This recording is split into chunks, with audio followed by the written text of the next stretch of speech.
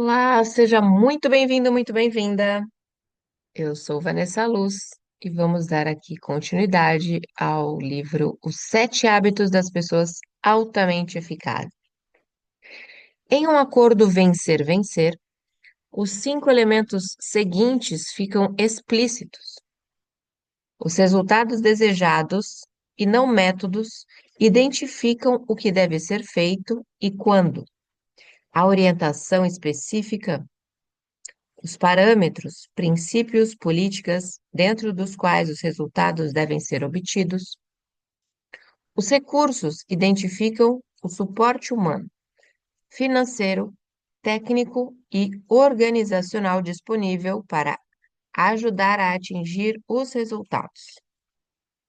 A administração define os padrões de desempenho e o tempo de avaliação. As consequências, boas e más, naturais e lógicas, especificam o que acontecerá como resultado da avaliação. Estes cinco elementos dão vida própria aos acordos vencer-vencer. Um acordo e uma compreensão mútua clara nestas áreas criam um padrão pelo qual as pessoas podem medir seu próprio sucesso. A supervisão autoritária tradicional é um paradigma vencer-perder. Ela também é resultado de uma conta bancária emocional exaurida. Se você não tem confiança ou uma visão comum dos resultados pretendidos, você tende a pegar no pé, controlar e checar tudo. Falta confiança, portanto, você acha que precisa controlar as pessoas. Mas, se a conta da confiança é alta, qual é o seu método? Sair da frente? Desde que você tenha um acordo vencer-vencer para garanti-lo e todos saibam exatamente o que é esperado. Seu papel passa a ser ajudar a receber os relatórios dos progressos feitos. É muito mais nobre para o espírito humano permitir que as pessoas julguem a si mesmas do que julgá-las. E, em um ambiente de alta confiança, dá muito mais certo. Na maioria dos casos, as pessoas sabem por intuição se as coisas estão indo muito melhor do que mostram os relatórios. O discernimento é com frequência mais preciso do que a observação ou o relatório. Treinamento de gerenciamento vencer-vencer. Há muitos anos estive diretamente envolvido em um projeto de consultoria para uma grande instituição bancária com dezenas de agências. Eles queriam que avaliássemos e aprimorássemos o programa de treinamento de gerentes, uma atividade realizada a partir de um orçamento anual de US$ 750 mil.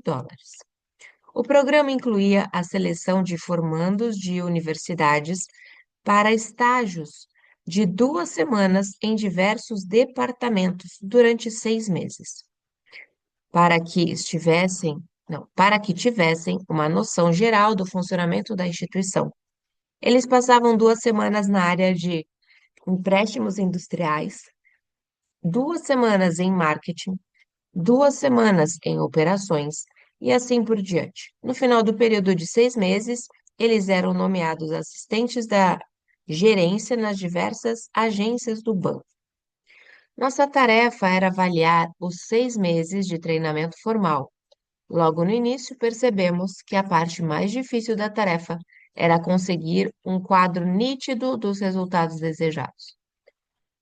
Fizemos aos executivos mais graduados a seguinte pergunta: o que essas pessoas devem saber fazer quando terminarem o treinamento?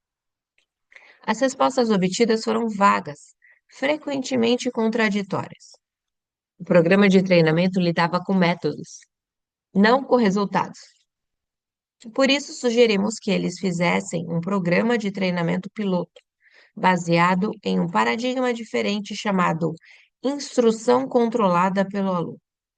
Na realidade, tratava-se de um acordo vencer-vencer, envolvendo a identificação de objetivos e critérios específicos, que revelariam os progressos realizados, identificaria a orientação, recursos, confiabilidade e consequências que haveria quando os resultados fossem obtidos. A consequência, neste caso, seria a promoção a assistente da gerência, onde eles receberiam a parte prática do treinamento e um aumento significativo do salário. Precisamos fazer muita pressão para conseguir definir os objetivos. O que esperam que eles aprendam sobre contabilidade e sobre marketing e sobre empréstimos imobiliários? Assim percorremos a lista. Eles finalmente estabeleceram mais de 100 objetivos que simplificamos, reduzimos e consolidamos até chegarmos a 39 metas específicas de comportamento com critérios associados a elas. Os participantes estavam altamente motivados tanto pela oportunidade quanto pelo salário maior e esforçavam-se para atingir os objetivos o mais rápido possível.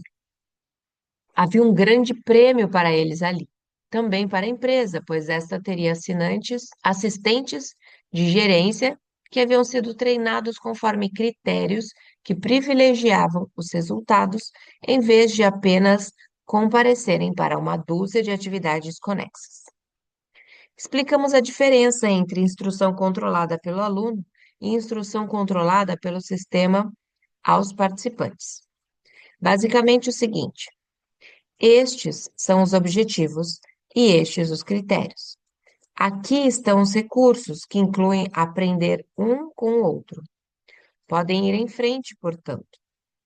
Assim que atingirem os objetivos, serão promovidos a assistentes da gerência. Eles terminaram em 3 semanas e meia. Modificar o paradigma de treinamento liberou a motivação e a criatividade de forma espantosa. Como acontece com muitas mudanças de paradigmas, houve resistências. Quase todos os executivos do alto escalão se recusaram a acreditar naquilo. Quando confrontados com as provas de que os critérios haviam sido atingidos, eles disseram resumidamente: estes rapazes não têm experiência. Eles não possuem prática suficiente para ter o discernimento que esperamos de um assistente da gerência em uma de nossas agências. Ao conversarmos com eles depois, descobrimos que muitos estavam, na verdade, dizendo: nós passamos por tudo aquilo, por que estes caras vão se dar bem assim? Mas, claro, eles não colocavam as coisas nestes termos. Falta de experiência era uma expressão bem mais aceitável neste caso. Além disso, por motivos óbvios, inclusive um orçamento de US$ 750.000 para um programa de 6 meses, o departamento pessoal ficou incomodado. Assim sendo, dissemos: muito bem, vamos estabelecer mais objetivos e critérios vinculados a eles. Mas vamos ficar com o paradigma de instrução controlada pelo aluno. Introduzimos 8 novos objetivos com critérios rígidos, de modo a dar aos executivos a garantia de que os participantes estavam sendo adequadamente preparados para a função de assistentes da gerência nas agências e continuar a parte prática do programa de treinamento. Depois de participar de algumas reuniões, onde estes critérios foram desenvolvidos, diversos executivos afirmaram que os participantes, se atingissem estes objetivos, estariam mais bem preparados do que a maioria do pessoal que havia passado pelo programa de 6 meses. Nós havíamos preparado os participantes para enfrentar resistências. Elevamos os critérios e objetivos adicionais para eles e dissemos: exatamente como esperávamos, a diretoria deseja que vocês atinjam mais alguns objetivos com critérios de avaliação ainda mais rígidos que os anteriores. Eles nos garantiram desta vez que, se conseguirem um bom desempenho, serão nomeados assistentes da gerência. Eles mergulharam no trabalho com uma disposição incrível. Chegaram para os executivos de certos departamentos, como a contabilidade, e disseram basicamente o seguinte: Senhor, sou um dos participantes deste novo programa de treinamento chamado Instrução Controlada pelo Aluno. e pelo que sei, o senhor participou do desenvolvimento dos objetivos e critérios. Tenho 6 objetivos a cumprir neste departamento específico. 3 deles superei com o que aprendi na faculdade. Um outro atingi através de um livro que li. Aprendi o quinto com o Tom, o rapaz que foi treinado aqui na semana passada. Tenho somente um objetivo ainda a cumprir e pensei que o senhor ou alguém de seu departamento talvez pudesse passar algumas horas comigo e me mostrar como fazer. Assim sendo, ele passou uma tarde no departamento em vez de 2 semanas. Os participantes cooperaram uns com os outros, fizeram reuniões de análise do material e acabaram por atingir os objetivos adicionais em 1 semana e meia. O programa de treinamento de 6 meses se reduziu a 5 semanas e os resultados foram significativamente melhores. Este tipo de pensamento pode afetar de modo parecido qualquer área da vida de uma organização, caso as pessoas tenham coragem de explorar alguns paradigmas e se concentrarem em vencer-vencer. Sempre fico abismado com os resultados conseguidos, tanto para os indivíduos quanto para as organizações, quando pessoas responsáveis, proativas e seguras são deixadas à vontade para cumprir uma tarefa. Um acordo de desempenho vencer-vencer. Criar acordos de desempenho vencer-vencer exige mudanças vitais de paradigmas. O foco está concentrado nos resultados, não nos métodos. A maioria de nós tende a supervisionar os métodos. Usamos a alegação de poderes restrita mencionada no hábito 3. Os métodos de administração que utilizei com Sandra quando pedi que tirasse fotos do nosso filho praticando esqui aquático. Os acordos vencer-vencer, entretanto, se voltam para os resultados, liberando um potencial individual imenso e criando mais sinergia, aumentando o ACP no decorrer do processo, em vez de se concentrar exclusivamente na P. Com responsabilidade de vencer-vencer, as pessoas avaliam a si mesmas. As formas tradicionais de avaliação que os indivíduos realizam são inadequadas e emocionalmente exaustivas. No vencer-vencer, as pessoas avaliam a si mesmas, usando o critério que elas ajudaram a estabelecer anteriormente. E se as coisas forem bem feitas, as pessoas conseguem fazer isso. Com um acordo vencer-vencer de delegação de poderes, um garoto de 7 anos pode dizer a si mesmo se ele está mantendo o gramado verde e limpo. Minhas melhores experiências de ensino na universidade se originaram em turmas onde se criou uma compreensão vencer-vencer do objetivo à frente. É isso que estamos tentando conquistar. Estes são os requisitos básicos para alguém tirar A, B ou C. Meu objetivo é colaborar para que todos tirem A. Agora, pensem no que conversamos. Analisem bem e ajam conforme sua própria compreensão das metas que desejam atingir, pois isso é específico de cada um. Então, nos reuniremos para falar sobre a nota que desejam e os planos para consegui-la. O consultor e filósofo administrativo Peter Drucker recomenda o uso em administração de uma carta administrativa para registrar a essência dos acordos de desempenho entre os dirigentes e os empregados. Depois de uma profunda e completa discussão das expectativas, orientações e recursos, para assegurar que eles estejam em harmonia com as metas da organização, os empregados escrevem uma carta para a gerência, resumindo a discussão e indicando quando o próximo plano de desempenho ou reunião de revisão terão lugar. Desenvolver um acordo vencer-vencer de desempenho como este é a atividade central da administração. Tendo um acordo firmado, os empregados podem cuidar de si mesmos, a partir das referências deste acordo.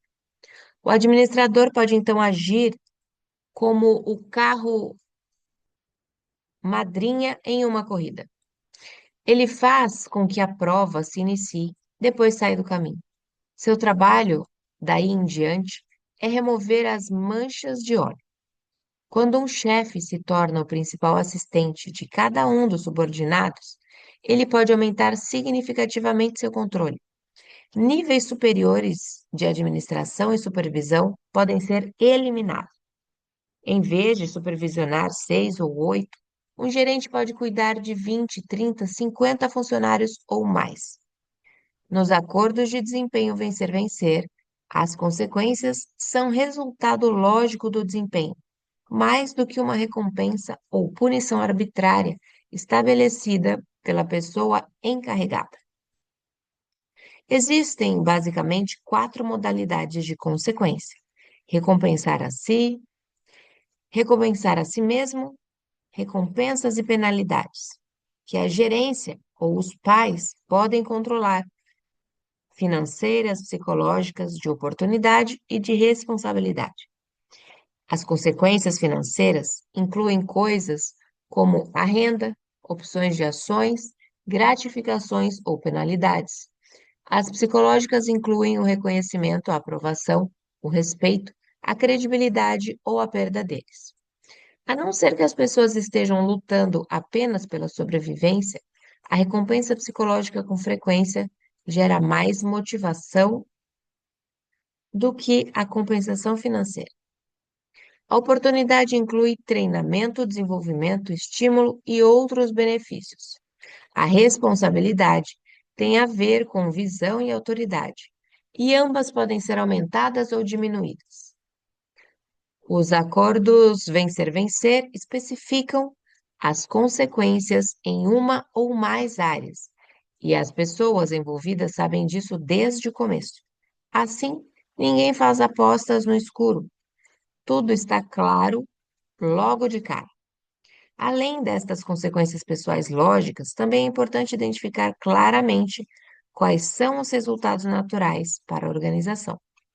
Por exemplo, o que vai oferecer se eu chegar atrasado ao trabalho ou se eu me recusar a cooperar com os outros, se eu não desenvolver acordos vencer-vencer de desempenho razoáveis com meus subordinados, se eu não estabelecer recompensas pelos resultados desejados, ou se eu não estimular seu aprimoramento profissional e melhorias na carreira deles.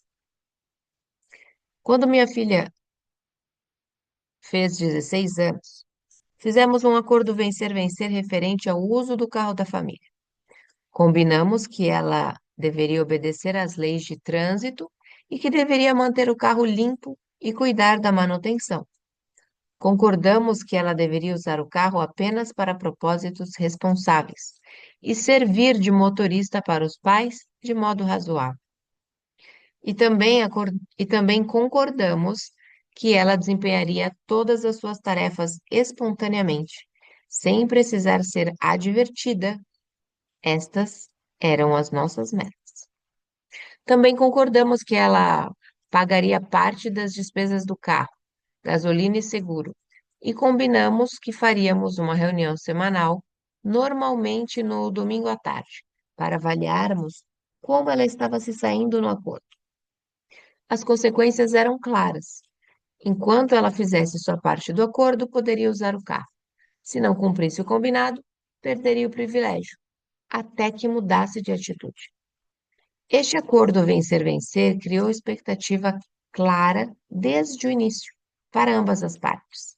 Era bom para ela, poderia usar o carro, e certamente era vantajoso para Sandra e para mim. Agora, minha filha poderia cuidar de seu transporte e ajudar o nosso. E não precisaríamos mais nos preocupar com a manutenção e a limpeza do carro. E tínhamos uma responsabilidade incluída no trato. E, portanto, eu não precisava pegar no pé dela ou supervisionar seus métodos. Sua integridade, sua consciência, seu discernimento e sua conta bancária emocional, elas cuidariam dela muito melhor. Não seria necessário fazer pressão emocional, tentar supervisionar cada movimento e inventar punições e recompensas na hora. se ela não fizesse as coisas que deveria fazer, em nossa opinião. Tínhamos um acordo vencer-vencer e isso deixaria tudo muito mais livre. Os acordos vencer-vencer são capazes de liberar tremendamente as pessoas. Mas se forem produto de técnicas isoladas, eles não funcionarão. Mesmo que você estabeleça as bases no início, não há maneira de se mantê-lo sem a integridade pessoal e um relacionamento baseado na confiança. Um verdadeiro relacionamento vencer-vencer é o resultado do paradigma, do caráter e do relacionamento a partir do qual ele foi feito. Neste momento, ele define e dirige a interação independente para a qual foi criado. Sistemas. Vencer-vencer só pode sobreviver em uma organização quando os sistemas sustentam esta atitude. Se o pensamento é vencer-vencer, mas as recompensas são vencer-perder, você tem nas mãos um programa destinado ao fracasso. Basicamente, as recompensas determinam o que vai obter. Se o objetivo é atingir certas metas e espelhar os valores constantes em sua declaração de missão, então é preciso alinhar o sistema de recompensas para que estas metas e valores, se não existir este alinhamento, as ideias não sairão do papel. E você estará na situação do diretor que mencionei anteriormente, que falava em cooperação, mas praticava a competição ao criar a Corrida das Bermudas. Trabalhei durante anos com uma imobiliária de grande porte no meio oeste americano, no meio oeste norte-americano. Minha primeira experiência com esta organização foi durante um encontro de vendas, onde mais de 800 vendedores associados se encontravam para a distribuição anual de prêmios. Era uma sessão destinada a estimular a turma com direito à banda de música e muita gritaria. Das mais de 800 pessoas presentes, apenas 40 receberam recompensas por suas performances excepcionais, como, por exemplo, maior volume de vendas, maior número de vendas, comissões mais altas e melhores listagens. Havia muito oba-oba, excitação, gritos, aplausos em torno da entrega destes prêmios. Não havia dúvida de que aquelas 40 pessoas haviam vencido, mas também havia a certeza paralela de que 760 pessoas haviam perdido. Começamos imediatamente um trabalho de desenvolvimento educacional e organizacional para alinhar sistemas e estrutura da empresa com o paradigma de vencer-vencer. Chamamos as pessoas dos cargos mais baixos para, para que se desenvolvessem. Chamamos as pessoas dos cargos mais baixos para que desenvolvessem tipos de sistemas que pudessem motivá-las. Também as encorajamos a cooperar e a criar sinergia em relação com as outras, de forma que o maior número possível delas pudessem conseguir os resultados desejados em seus acordos de desempenho feitos sob medida. Na convenção do ano seguinte, havia mais de 1.000 vendedores presentes e cerca de 800 receberam prêmios ou menções. Havia alguns poucos vencedores por comparação, mas o programa se concentrava principalmente em metas estabelecidas pelas próprias pessoas e em grupos que atingiam objetivos comuns. Não houve necessidade de trazer uma banda de música para alegrar artificialmente o ambiente, nem claque para aplaudir ou um apresentador contratado. Havia um interesse e muita excitação natural muito grande nas pessoas, porque todos queriam partilhar sua felicidade com os outros. E as equipes de vendedores comemoravam juntas os prêmios conquistados, que incluíam férias coletivas para o final, para a filial inteira premiada. O fato mais notável é que os 800 premiados haviam produzido tanto por cabeça, em termos de volume de vendas e lucro, quanto 40 do ano anterior. O espírito de vencer havia aumentado significativamente o número de ovos de ouro, além de ter alimentado a galinha, liberando uma quantidade imensa de energia e talento. A sinergia resultante foi estarrecedora para a maioria dos envolvidos. A competição tem seu lugar no mercado.